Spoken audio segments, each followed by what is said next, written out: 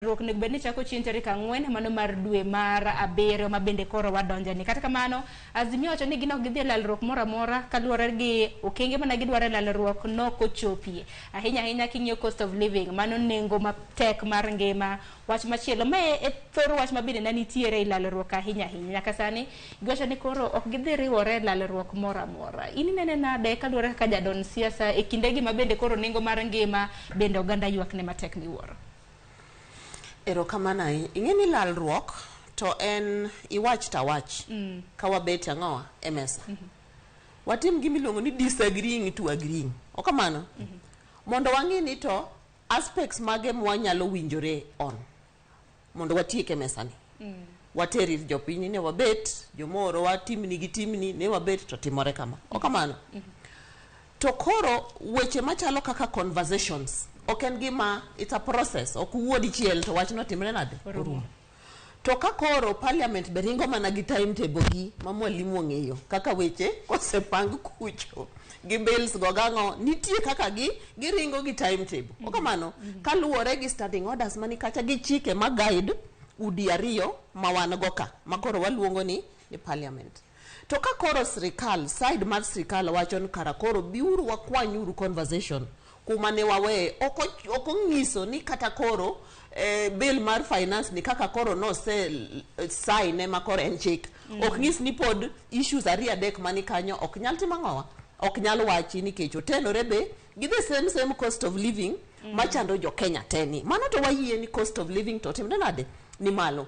To ka koro oluong bura mondo ji koro bedi to side achiel ng'anyo nyake bura. We ng'anyo mar jopiny ng'anyo nyake bura gitimo luon absconding ni ok wabi. Koro anta kian wadwa romo kanye nikech gima wabro time sirikand ni to onge sirikal osebet.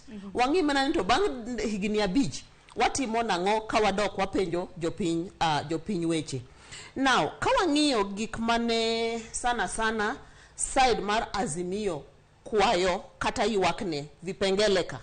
Achiel mana kaka mwalimu wacho was fungua sava.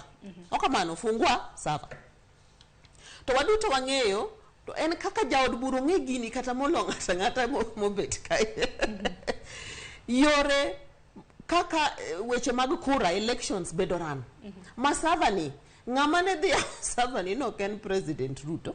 Ruto benen mana participant in that process as a presidential candidate. Wawinjore kanyo. To an gima wacho ga pile kumora mara ma antie.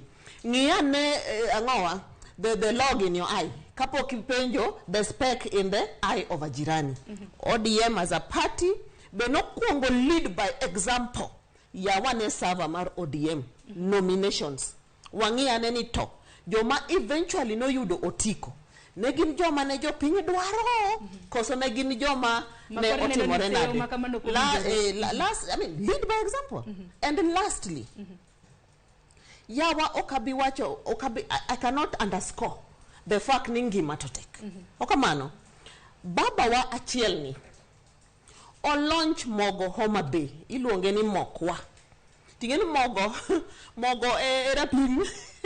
If you like me, allow me to use era pim ni to cost of living chalo nade. Nikech ka mogo no dhi malo to mano ngima tek. Ka mogo duogo piny to ngima ber. Reducing cost of living mondo japinyo understand en ni kodhi e duka to yud ka cost of mogo cha otimre nade.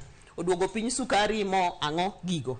Samane baba launch mokwa in Homa Bay gi governor elected ma Homa Bay. Apenji ni mogo no ne pesa di.